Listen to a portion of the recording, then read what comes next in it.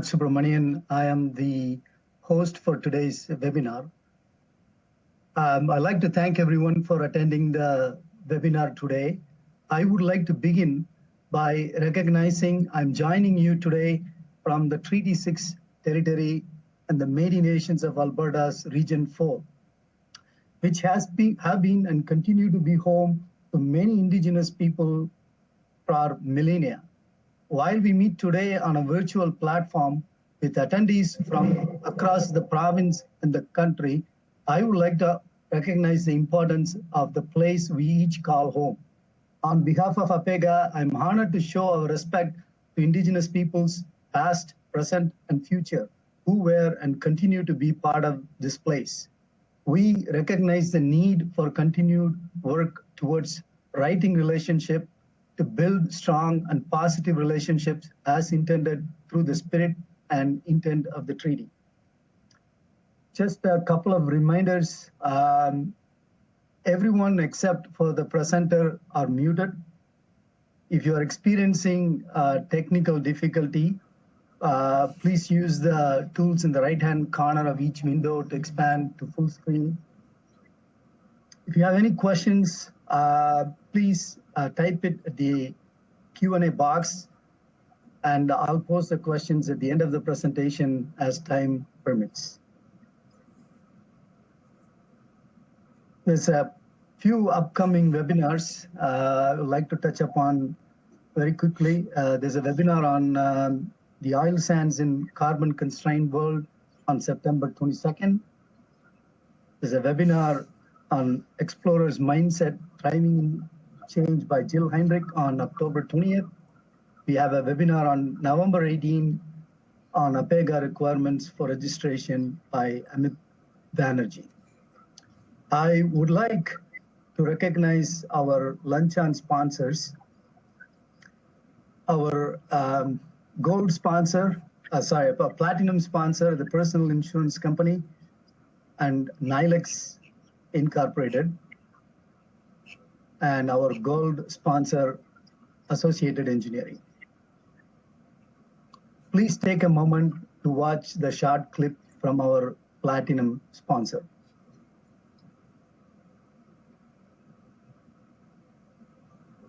You're not just anyone. You don't have to settle for just any insurance.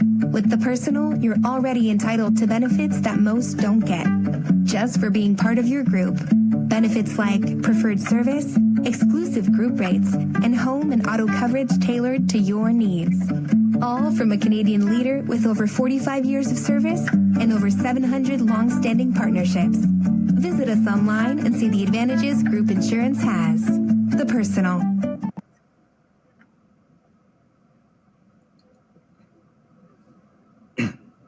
All right. Well, I just want to let you know that after the presentation, there will be a survey that will be sent out to all the participants, and we will encourage you to provide your feedback, and topics and suggestions from attendees are useful for planning future presentations. I also want to make an announcement regarding the APEGA Council election. Communication, strategic thinking, the ability to see the larger picture. These are some of the core qualities it takes to become a successful member of APEGA Council, according to past and current councillors. Discover more insights about what it takes to be a great councillor and submit a nomination to join APEGA Council today. If you know a professional geoscientist or engineer who has made an outstanding contribution to the profession or community, please consider nomination for the 2022 Summit Awards, which are now open. With that, I would like to introduce today's speaker, Adonis Dichaso. Adonis stands at the forefront of developing a modern, globally competitive city with a transportation system that meets the needs of a diverse, dynamic, and growing population. As an engineering program manager for LRT delivery for the city of Edmonton, he has spent the last 4 years evangelizing an industry-wide transportation mode shift to LRT and has helped thanks so much. the city of Edmonton I really want to see this. transform for its transportation needs as the city grows. Please welcome Adonis Dichaso. Thank you. Excellent. Thank you, Raj, for that introduction. So good afternoon and happy Friday to all of you for having me. And I want to just say it's a real honor to speak about all of our LRT expansion projects happening at the city. And I just wanted to give you all a brief overview of all the projects we're currently working on and what's coming. And then I'll open it up to any questions I can answer. So my name's Adonis Dichaso, as Raj mentioned. I'm an engineering program manager with LRT Expansion and Renewal.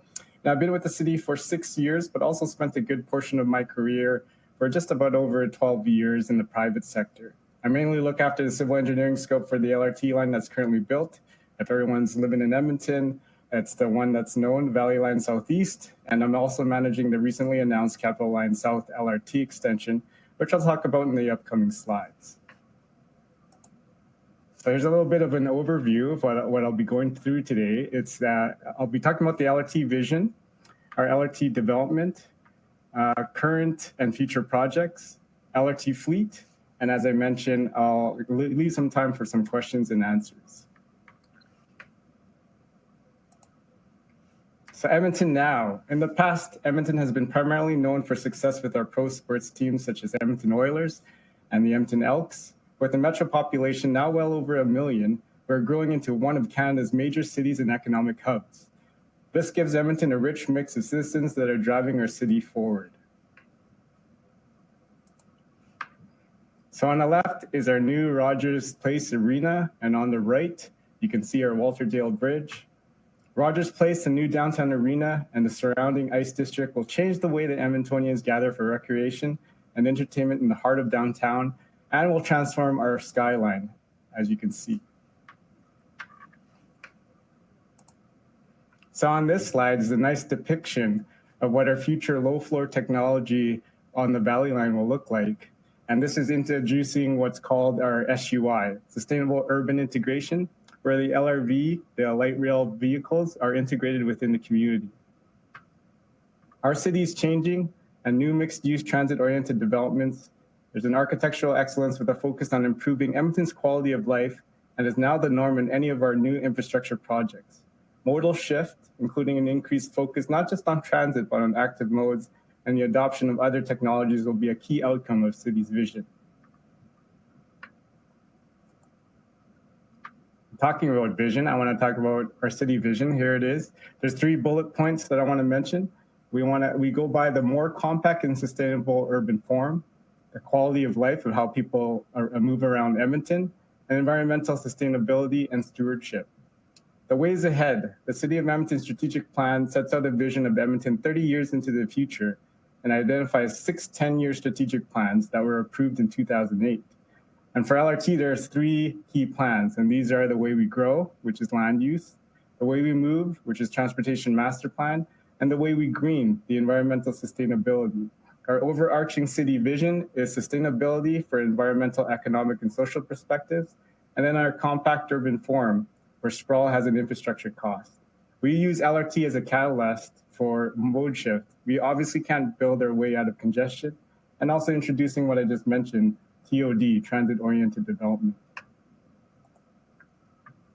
So I want to talk about our Edmonton's LRT expansion and the transportation master plan goals. And these are transportation and land use integration, access and mobility, transportation mode shift and sustainability, health and safety, well-maintained infrastructure, and economic vitality.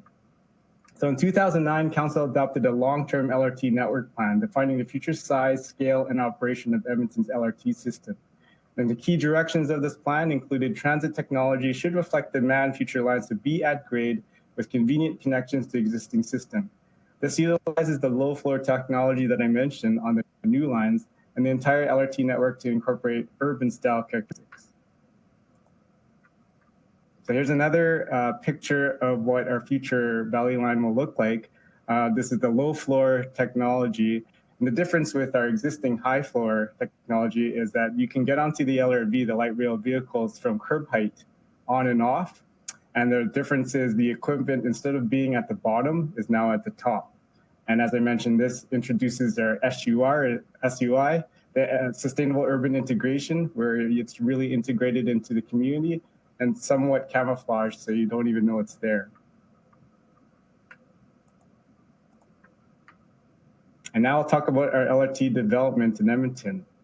So Edmonton became the first city with a population under 1 million in North America to have a light rail transit LRT system, and the third city in Canada to incorporate LRT in its transit system. The construction started in 1972 and was completed in 1978.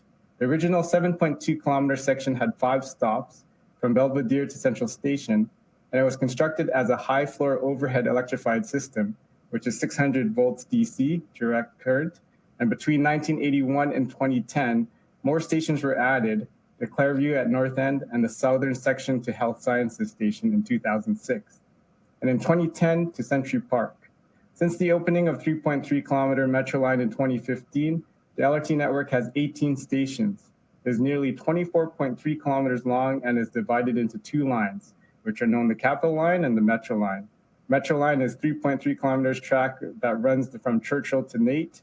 Since 2016, we started the new construction of the Valley Line Southeast, which is 13 kilometers long.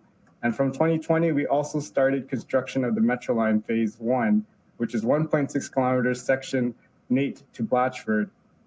And then I'll talk about more about that in the upcoming slides. So transformation to urban style LRT. So up to 2009, LRT could be described as a suburban style with speeds up to 70 kilometers an hour, where stations were spaced in excess of 1 kilometer. The new approach assumed maintaining the high floor system on the existing lines and extensions, but building a new low floor system on the new lines. The urban style LRT will operate with reduced speeds in urbanized areas where stops will be closer together, and the LRT will be integrated with the surrounding area by providing better links to greater number of destinations and providing more direct transit, pedestrian, and cyclist connections. This approach also influenced our LRT design guidance, and as of today, we have urban LRT design guidance for both low floor and high floor systems. So here's a slide that shows our full build-out LRT network plan from 2010 to 2040. The LRT network plan was developed and approved by the City Council in 2009, where the first approved was the Valley Line Southeast, downtown to Mill Woods. And in 2016, administration provided the report with LRT prioritization evaluation criteria. This is 16 segments that were examined and 5 were prioritized. These included number 1, Valley Line West, downtown to Lewis Farms. Number 2, Metro Line, Nate to Blatchford. And then number 3 was Capital Line, Century Park to Ellerslie. And number 4 is Downtown Circulator, University to Bonnie Doon. And number 5 was Metro Line, Blatchford North to Castle Downs. Since then, the Valley Line West and Metro Line Nate to Blatchford have progressed. And finally, in June 2020, the council approved the 2 next priorities. And I'm happy to say they're both the Capital Line South Extension, Century Park to Ellerslie Road, to be followed by the Metro Line Blatchford to Castle Downs. And this is where we are at now. So it's a perfect segue of, I will now talk about our current and future LRT projects. And the first one is Valley Line Southeast at a glance. So Valley Line is the largest single infrastructure project in the history of Edmonton. It consists of 27-kilometer urban-style low-floor LRT line that will operate between Mill Woods in southeast Edmonton and Lewis Farms in west Edmonton. This line will feature modern low-floor light rail vehicles running segregated along existing streets and integrating with Edmonton's surrounding neighborhoods. It's anticipated to carry over 128,000 weekday passengers. So Valley Line Southeast consists of provides a link from downtown to Mill Woods and provides an interchange point at Churchill Square to access the existing Metro and Capital Line LRT. The total budget, including engineering for this project, is $1.8 billion. This includes 11 street level stops, an elevated station with 1,300 spot park and ride facility, and a full transit center located in the Wagner industrial area known as Davies Station. The new Twatna Bridge across North Saskatchewan River is also the newest part, as well as a short tunnel from the north face of the river valley through the quarters redevelopment. So here's a nice snapshot of what I just explained. So the project scope includes 1.8 billion Canadian dollars of low floor urban style, 13 kilometers of double track, 11 street level stops, and 1 elevated station. There are 2 bridges, which is 1.5 kilometer elevated guideway with a 400-meter twin tunnel, a Jerry Wright OMF facility, which is an operation maintenance facility that includes vehicle storage and operations control center, and a civil and systems infrastructure communications and security systems. Our project delivery method for this was design, build, finance, vehicles operation maintenance, DBFVOM, and it's a P3 type of P3 project, and the vehicle supply included in P3 agreement. And construction started from 2016 and it's still going on till this day. So what's next is in 2021, by the end of this year, we plan to commission and have construction completed. And in 2021, by the end of this year, start a revenue service. And the O&M, which is the operation and maintenance term, extends to the end of 2050. So we have 30 years of operating and maintaining this Valley Line project. Now I'll talk about Valley Line West at a glance. So this is the second leg of what we call the Valley Line. And this is consists of the 27-kilometer urban style low floor LRT, but this will operate from Mill Woods in southeast Edmonton and Lewis. So this will go from Lewis Farms in West Edmonton. And this line will feature modern low floor light rail vehicles running segregated along existing streets and integrating with Edmonton's surrounding neighborhoods. So Valley Line West has a daily ridership expected of 40,000 passengers in 2027. And the ridership is expected to increase to 60,000 passengers by 2047. And Valley Line West provides an LRT link to the major destinations, including Northwest College, MacEwan University, 124th Street, and Sewing Plain Road businesses, the Misericordia Hospital, and the West Edmonton Mall. The total budget, including engineering, is $2.6 billion, and that's 2017 dollars. On November 1st, 2018, the province of Alberta committed $1.04 billion to the project. Here's a good snapshot of what I just explained. So $2.6 billion of low floor urban style LRT, 14-kilometer double track, 14 street level stops and 2 elevated stations. There are 2 bridges on this project, 1.5-kilometer elevated guideway, a vehicle storage facility at Lewis Farms, and that's the expansion of the current Jerry Wright building, and the civil and system infrastructure, communication and security systems. And then the project delivery method for this leg is design, build, and finance with separate LRV procurement. The operation and maintenance procurements to be determined roughly 2023. So what's next on this project is we already started the construction this year. And in 2025 is the OMF expansion completion and the start of the LRV delivery. And in 2027, it's expected to have revenue service. Now I'll talk about our high floor, our existing lines. So Metro Line at a glance, along with the Valley Line West Phase 1, which is shown in the red, the Metro Line Northwest Extension has under construction since summer of 2020. And Phase 2 has been prioritized by the City Council as priority 2 after Capital Line South LRT Phase 1. It is estimated that Metro Line between Health Science Station and Blatchford Station will have a daily ridership demand of approximately 42,600 passengers in 2027. The Phase 1 extension is expected to result in 8,000 additional riders per day in 2027. The current conceptual estimate to complete Phase 1 of the project is $350 million, which includes the 1.6-kilometer extension, 2 new 5-car split platform stations, 6 new high-floor light rail vehicles, and 2 traction power stations, a 45-car LRV storage and cleaning facility, and all the design, procurement, and management costs necessary to deliver the project. For Phase 2 of this project is estimated to cost around $2 billion. So here's a nice snapshot of the 2 phases that I spoke about. So the extension will add 11 kilometers to the current metro line. It will improve mobility and access to existing and new neighborhoods in the north and northwest areas of the city, including the city of St. Albert. And the extension will also directly improve mobility around the region and encourage TOD, as I mentioned, in Blatchford.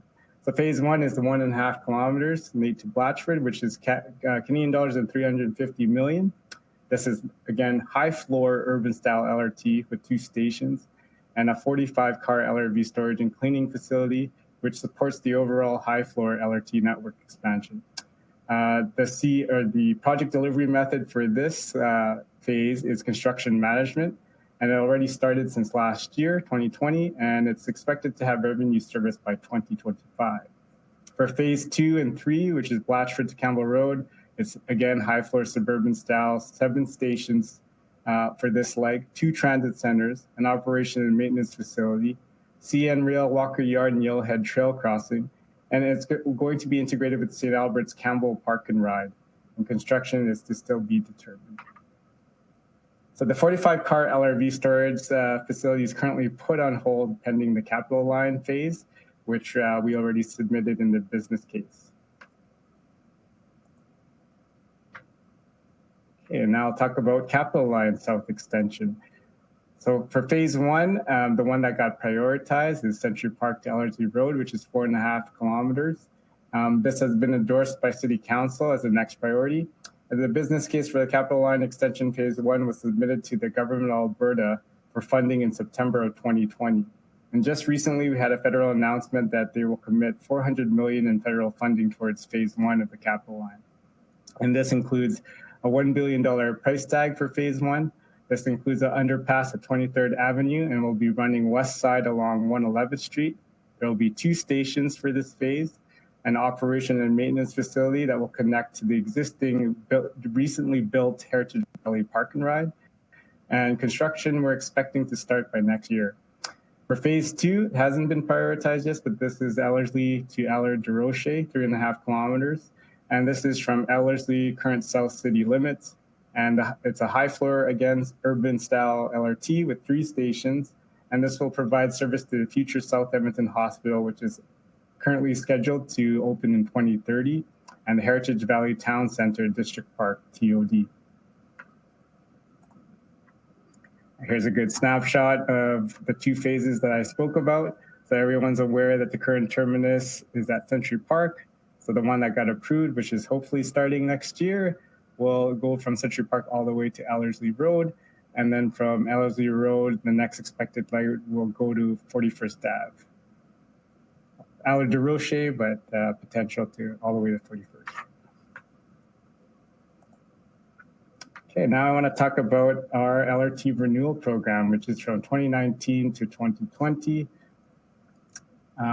The LRT service currently includes 24.3 kilometers of double track, a Capital Line and Metro Line, and 17 DC traction power substations, a control signal systems located in 9 signal equipment rooms, a strategic located along the track right-of-way, and 1 operation and maintenance facility.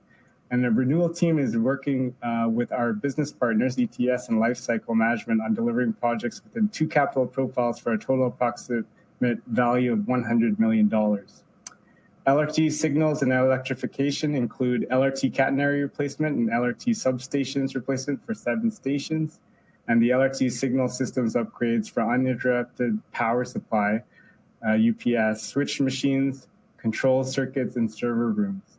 The transportation public transit renewal includes LRT track right-of-way, including track work, safety improvements for 9 level crossings, and LRT major facilities projects include LRT platform rehab, elevator and escalators, UPS, electrical distribution, traction power substation, mechanical and electrical life cycle replacements, and then more importantly, the Stadium LRT station redevelopment. So now I want to talk about what we've done last year, our 2020 highlights, starting with Valley Line Southeast. So the Twatna Bridge superstructure was completed. We had tunnel services and track work that was ongoing. Last year, we had 26 of our LRVs delivered to Edmonton, and Davies Elevated Guideway was completed. For the Valley Line West, we completed the design, build, finance project delivery method for procurement. We launched the light rail vehicle procurement, early construction works, utilities, and building removals. And we had a land acquisition that was substantially completed. And on the Capital Line South LRT, we had completed preliminary design from Century Park to Allard to Rocher. We submitted the business case for funding, which got approved. And then our Metro Line Northwest extension, last year we completed detailed design, deep utilities installation near completion, and tendering process is to continue Q1, Q2 of this year. And LRT Renewal completed the Stadium LRT station redevelopment constructions underway, completion of 9 LRT Northeast crossing improvements, and the completion of the platform renewal for McKernan and Belgravia Station. Now I want to talk about this year's highlights and what we expect to see.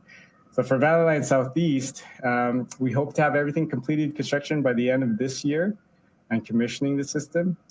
Public awareness and education safety campaigns ongoing. And as I mentioned, revenue service by the end of this year. Valley Line West, we want to complete the property acquisitions, access closures and temporary transit center, commence LRT infrastructure design and construction, the DBF, and light rail vehicle procurement. On Metro Line Northwest, LRT extension, we want to complete the trackway and other major construction works to advance. And then for LRT renewal, construction completion for Stadium LRT development by Q1 of 2022, and the right-of-way track work, LRT platforms rehabilitation, and LRT major facilities renewal, and LRT signal and electrifications projects completed. Now I want to talk about, real quick, is the low floor LRVs. So right now, Valley Line Southeast has 26 Bombardier Flexity 40 meters long, low floor LRVs supplied through our project delivery method of Valley Line Southeast, DBVFOM. And the future Valley Line West LRVs are 40 meters long, low floor LRVs for Valley Line. It is expected to target Q4 2020, which it was already awarded. Okay, and I'll talk about our high floor LRVs. So right now, the current fleet consists of 37 U2 and 57 SD160s, a total of 94 LRVs. So all these U2s were retrofitted by 2013, but their extended life will expire soon. So we're working on the replacement strategy to do that. And up to 2040 plan, we include approximately 150 new light rail vehicles for the high floor system. So just to reiterate, there's 37 U2 Siemens LRVs from 1977 to 1983, 57 SD160s from 2005 to 2010. And what we need for the future is 150 more LRVs. And it's broken up nicely here. 30 LRVs for Metro Line Phase 1 and Capital Line South Phase 1 extensions. We need 18 of these for Capital Line Phase 2, and then 24 for Metro Line Phase 2, and 18 LRVs for Metro Line Phase 3, and 21 future ones to increase the service of our 5-car train, 5-minute headways that we need to meet. Okay, and that's the end of my slide. So I want to thank everybody for listening to me, and I have the contacts of my 2 directors here. So Brad Smith is the director of the low floor Valley Line, and then we also have Yorick Kerpiak, who's the director of all the high floor projects that I mentioned in my presentation. You can also certainly ask me questions. My email address is adonis.dechozo@edmonton.ca. But I'd like to thank everybody.